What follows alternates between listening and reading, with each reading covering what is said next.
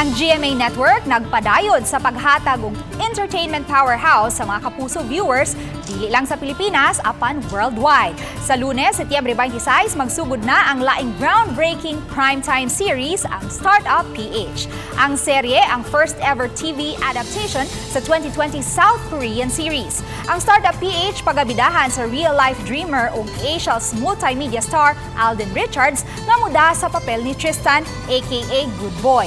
Makauban niya ang multi-awarded actress ug box office icon nga si Bea Alonzo nga mudala sa papel ni Danny.